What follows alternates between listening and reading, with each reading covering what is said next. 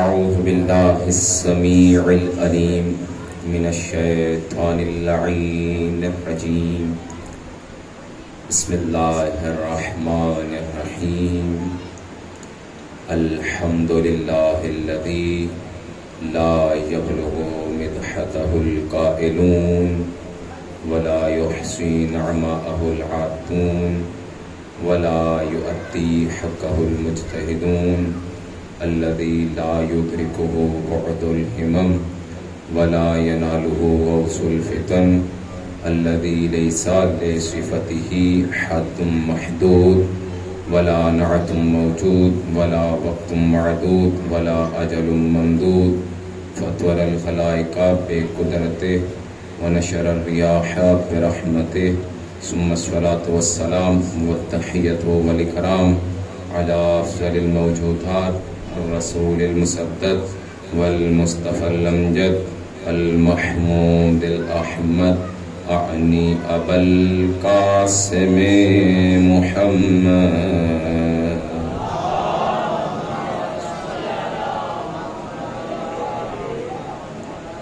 وعلى آله الطيبين الطاهرين المعصومين ولعنة الله على أعدائهم أجمعين من يوم عداوتهم إلى قيام يوم الدين. أما بعد فقد قال الله سبحانه وتعالى في محكم خطابه المتين وهو أصدق القائلين. بسم الله الرحمن الرحيم. رب المشرقين ورب المغربين فبأي آلاء ربكما تكذبان. صلوات پڑھ لیجیے محمد.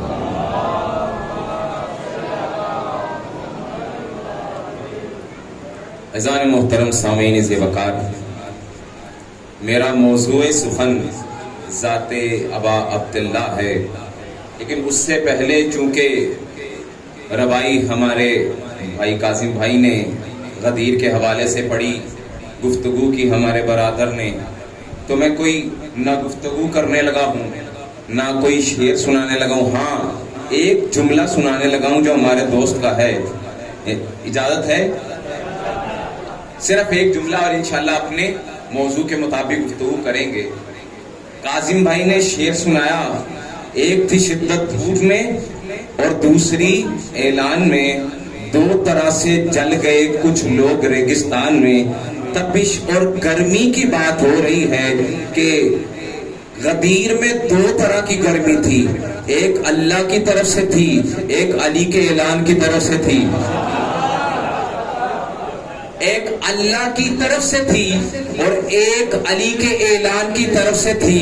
بھئی جو اللہ کی طرف سے تھی وہ تو ختم ہو گئی، لیکن جو علی کے اعلان کی وجہ سے تھی وہ آج تک لوگوں کو لگی ہوئی ہے.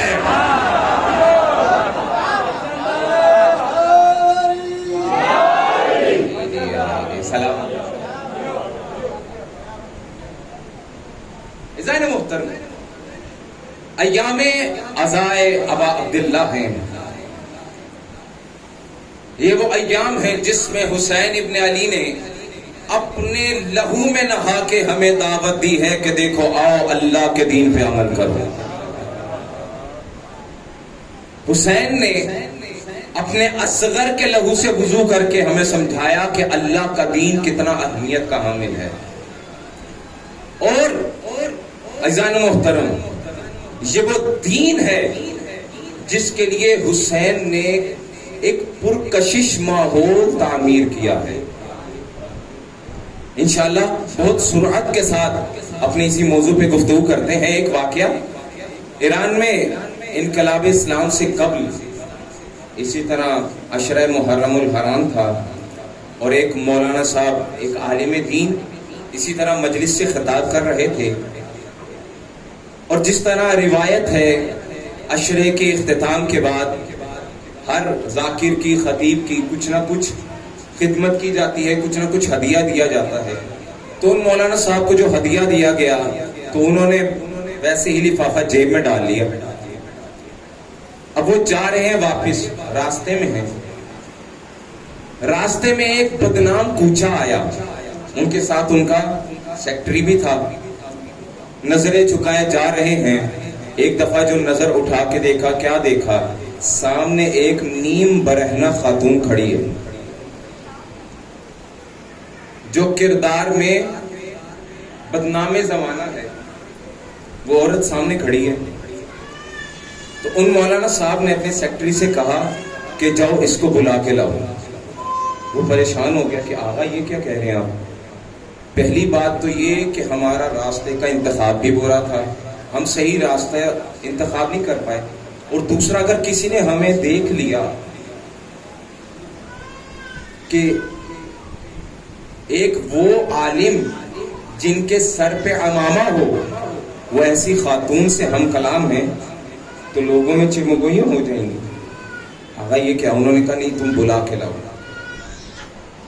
ان کا سیکرٹری چلا گیا، اس خاتون کو بلا کے لایا، وہ آئی، اس عالم دین نے خاموشی سے جیب میں ہاتھ ڈالا اور ہدیہ نکال کے اس عورت کو تھما دیا اور کہا یہ آقا حسین ابن علی نے بھجوایا ہے، کہا یہ میرے آقا حسین ابن علی نے بھجوایا ہے، لیکن انہوں نے ساتھ پیغام بھجوایا ہے کہ دیکھو جب تک یہ رقم تمہارے پاس ہو تب تک فعل حرام میں نہیں پڑنا۔ وہ عالم، انہوں نے وہ ہدیہ اسے دیا اور چلے گئے، اور وہ خود عالم یہ واقعہ نقل کر رہے ہیں، کہتے ہیں کچھ سالوں کے بعد اللہ نے مجھے توفیق زیارت ابا عبداللہ نصیب کی۔ میں حرم امام حسین علیہ السلام میں زیارت کے لیے گیا، حرم کی جالی کو تھاما، بوسے دیے، نماز عشق ادا کی، زیارت پڑھی، اور جب سلام کر کے حرم سے باہر نکل رہا ہوں اتنے میں نے سنا کوئی نام لے لے کے مجھے آوازیں دے رہا ہے۔ میں نے کہا کون ہے جو یہاں مجھے پہچان گیا؟ انہوں نے پلٹ کے دیکھا تو ایک شخص کہہ رہے نام لے کے کہ فلاں آپ ہیں؟ انہوں نے کہا جی میں ہوں۔ انہوں نے کہا کہ میری زوجہ آپ سے ملنا چاہتی ہیں۔ آقا نے کہا ٹھیک ہے، وہ چلے گئے تو کیا دیکھا؟ سامنے گئے ہیں تو ایک خاتون چادر میں لپٹی ہوئی، نقاب پہنا ہوا، اور آغا کو دیکھ کے کہتی ہے آغا کیا آپ نے مجھے پہچانا؟ وہ کہتے ہیں میں نے نہیں پہچانا۔ میں کہتا ہوں پہچان بھی کیسے سکتے تھے جب پہلی ملاقات تھی بدنام زمانہ تھی، دوسری ملاقات میں کنیز زہرا بن چکی تھی۔ کہا نہیں پہچانا۔ پھر اس نے اپنا تعارف کرایا، آغا کہ آپ کی میری وہاں ملاقات ہوئی تھی ہمارے وہاں شہر میں، اور آپ نے ایک لفافہ مجھے دیا تھا، ساتھ پیغام دیا تھا کہ آقا ابا عبداللہ نے پہنچایا ہے یہ، اور آپ نے پیغام پہنچایا تھا کہ امام حسین فرما رہے ہیں جب تک یہ قیمت تمہارے پاس ہے تب تک فعل حرام کا ارتکاب نہیں کرنا۔ کہتے آپ تو لفافہ دے کے چلے گئے، میں گھنٹوں کھڑی یہ سوچ کے روتی رہی کہ میرا آقا کتنا کریم ہے، اس کی نگاہ کرم فقط نیکوکاروں پہ نہیں گناہگاروں پہ بھی ہوتی ہے۔ عزیزان محترم، ہم گناہگار ہیں لیکن ہم در حسین ابن علی پہ آ بیٹھے ہیں۔ اگر آقا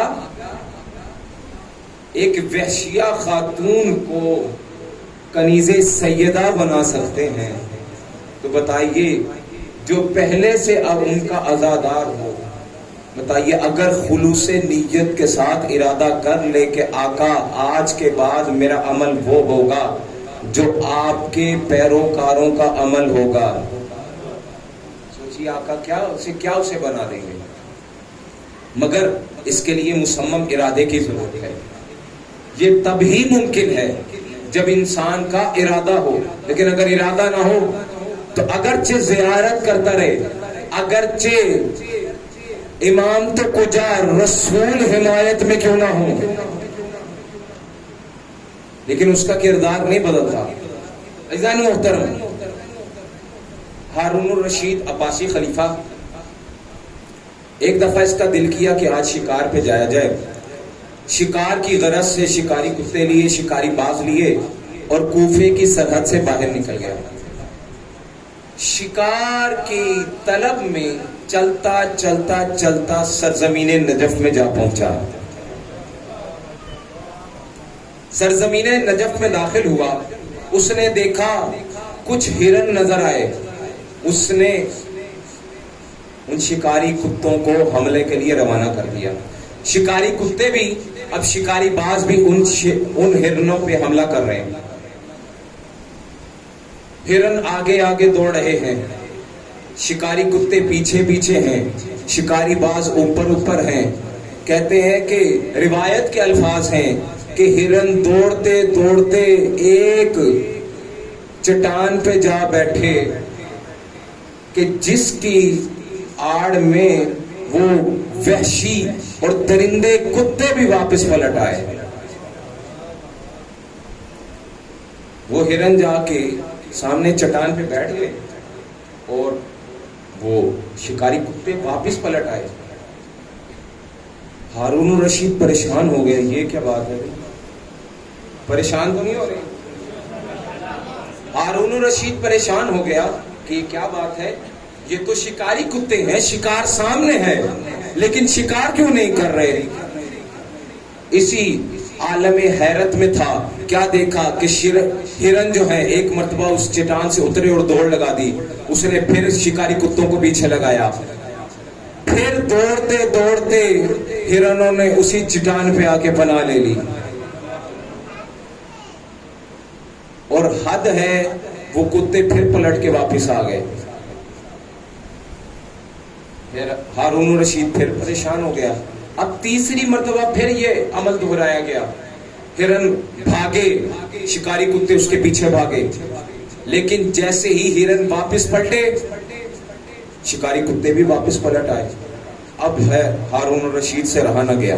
اس نے اپنے درباریوں سے کہا, اپنے غلاموں سے کہا کہ جاؤ, سب سے بزرگ جو اس جگہ کو صحیح طرح سے جانتا ہے اسے بلا کے لاؤ, تاکہ پتا تو کریں کہ یہاں کون سا راز دفن ہے.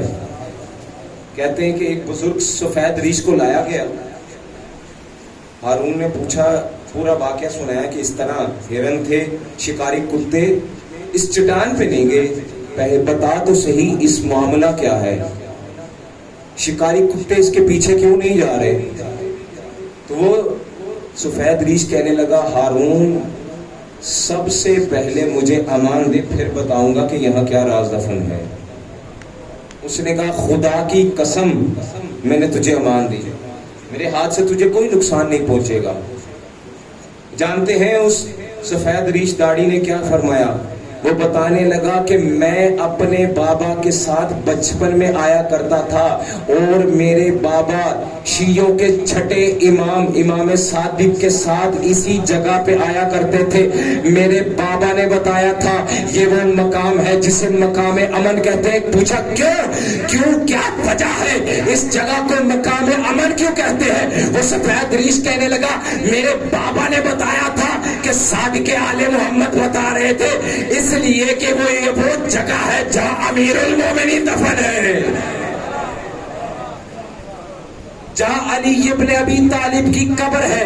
اس وجہ سے یہاں مقام امن ہے. اسی وجہ سے یہ تیرے کتے اس قبر کے قریب نہیں جا رہے, اس مزار کے قریب نہیں جا رہے. تو اب میں 4 مصرے سنانا چاہتا ہوں. پوچھا جو مجھ سے کہ کچھ لوگ پوچھا جو مجھ سے کسی نے کہ بہت سے لوگ مزار مولا علی کی طرف نہیں جاتے. عباسی دور کا قصہ سنا کے میں نے کہا یہ بات طے ہے کہ کتے نجف نہیں جاتے.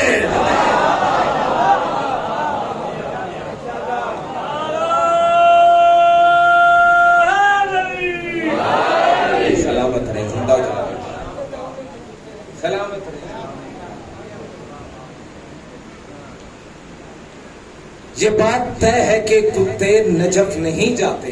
عزیزان محترم, آپ نے نام علی کا نعرہ لگایا ہے لیکن حق ادا نہیں کیا, کیونکہ یہ وہ نام ہے جس کو اللہ نے خود بلند رکھا ہے. علی کا معنی کیا ہے؟ بلند. نجف کا معنی کیا ہے؟ کعبے کا معنی کیا ہے؟ بلند. مطلب اللہ نے علی کو وہ ہستی بنایا ہے جو بلندیوں میں طلوع ہوا، بلندیوں میں زندگی گزاری، بلندیوں میں غروب ہو گیا۔ اللہ نے جسے خود بلندی عطا کی ہو، بھلا آج کے یزیدی اسے کیسے جھکا سکتے ہیں؟ آج بڑی یزیدی طاقتیں ہیں جنہوں نے کوشش کی ہے کہ نام علی کو جھکایا جائے، مٹایا جائے۔ یہ بات ہے یا نہیں؟ علی ولی اللہ پہ کتنی پابندیاں لگائی گئی ہیں؟ علی ولی اللہ پہ کتنی پابندیاں لگائی جاتی ہیں؟ بعض مومنین تو بعض ایسے مقامات امن ہیں جہاں ڈر ڈر کے علی ولی اللہ نہیں پڑھتے۔ فلاں جگہ، بھائی ہم فلاں جگہ نماز پڑھ رہے تھے، ہم نے اونچی آواز میں اذان نہیں دی، اونچی آواز میں اقامت نہیں دی، کیوں؟ کیونکہ وہاں دشمنان علی موجود تھے۔ اچھا، یعنی کیا؟ علی کے نام سے دشمنی۔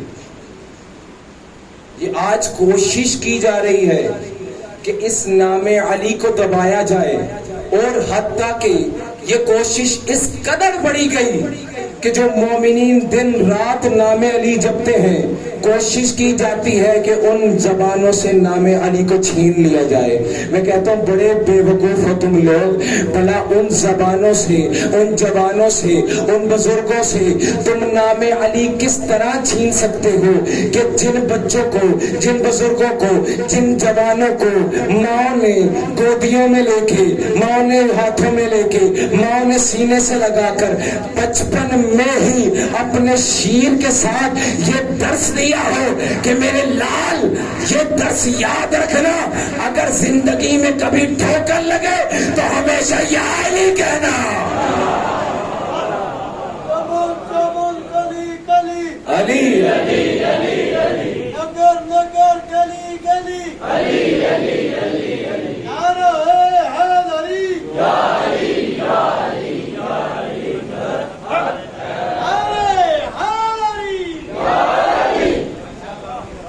لگتا ہے ابھی اسی نعرے پہ تھوڑی سی اور گفتگو کرنی پڑے گی، کیونکہ آپ کی سب کی آوازیں بھی کاظم بھائی کے برابر نہیں ہو رہی۔ یہ وہ نام ہے اور اس کا نعرہ وہ ہے جو ہم سب سے زیادہ لگاتے ہیں، اور یہ اعتراض ہم پہ ہوتا ہے کہ بھئی سب سے بڑی ذات ہے اللہ کی، اس کے بعد مرتبہ آتا ہے محمد رسول اللہ کا، اس کے بعد مرتبہ آتا ہے علی ولی اللہ کا۔ لیکن کیا وجہ ہے؟ حق تو یہ ہے کہ سب سے زیادہ نعرہ خدا کے نام کا لگایا جائے، کیونکہ سب سے ذات بلند کون سی ہے؟ اللہ کی۔ اس کے بعد ذات کون سی بلند ہے؟ محمد رسول اللہ کی۔ اس کے بعد کس کا نمبر آتا ہے؟ مولا علی کا۔ بھئی مولا علی کا مرتبہ خدا کے بعد، مصطفیٰ کے بعد آتا ہے، لیکن سب سے زیادہ بلند نعرہ نام علی کا کیوں لگاتے ہو؟ میں کہتا ہوں نہ تمہیں اللہ کے نام سے دشمنی ہے، نہ محمد کے نام سے دشمنی ہے، تمہیں دشمنی ہے علی کے نام سے، اور جس نام سے تم نے دشمنی رکھی تم نے اسی نام کو اتنا دبانا چاہا ہے۔ اور آج تک ہمارے جوان سائنس میں ہمیشہ پڑھتے ہیں کہ جس بال کو جتنی زور سے دیوار میں مارا جائے اسی رفتار سے بال پلٹ کے واپس آتی ہے۔ جتنی زور سے تم گیند کو دیوار پہ مارو گے اسی رفتار سے گیند پلٹ کے واپس آئے گی۔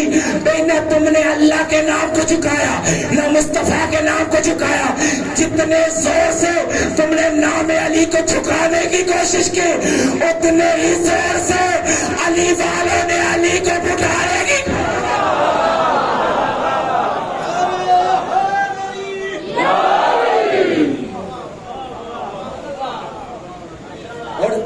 یہ بھی سوال ہوتا ہے کہ سب سے زیادہ نعرہ نام علی،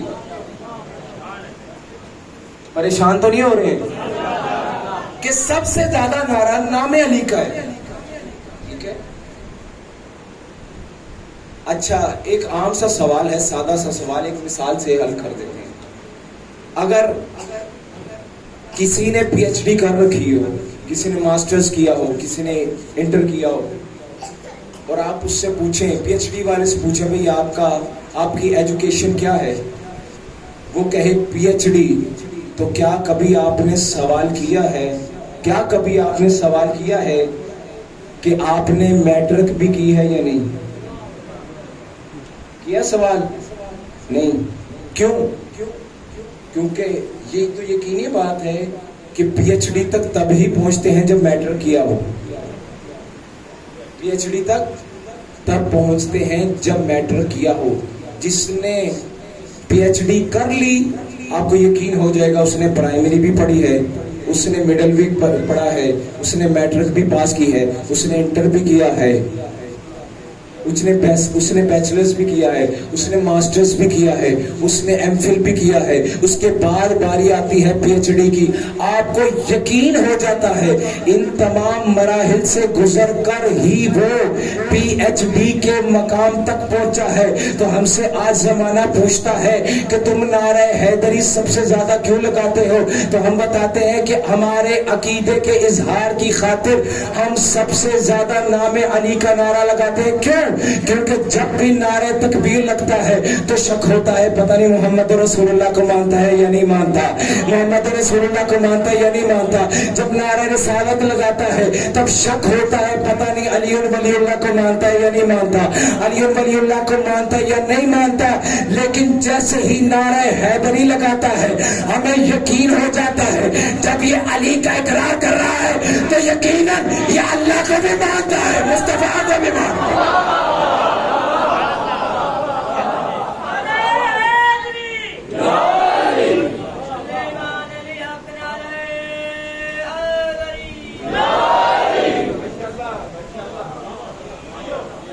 سلامت رہے, زندہ ہو جاوید.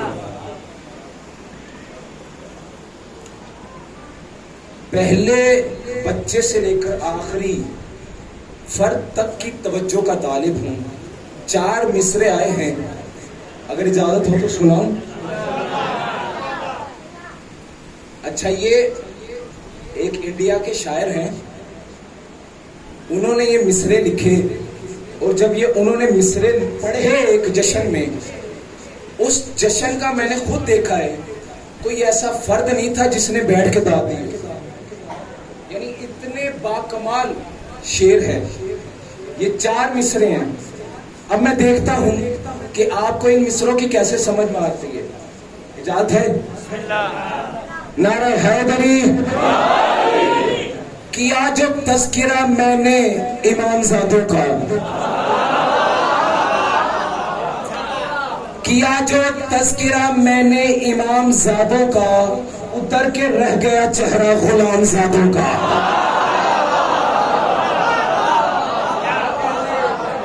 آپ سلامت رہیں.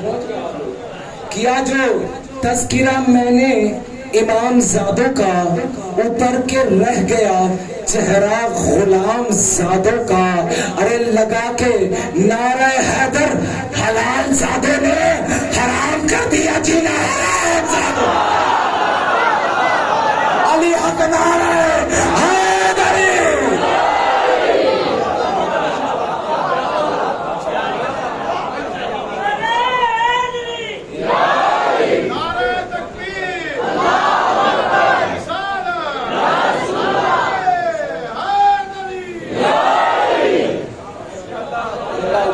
زندہ ہو جائے.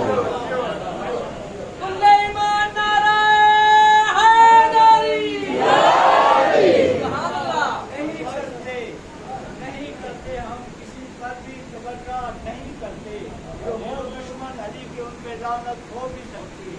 ماشاء اللہ.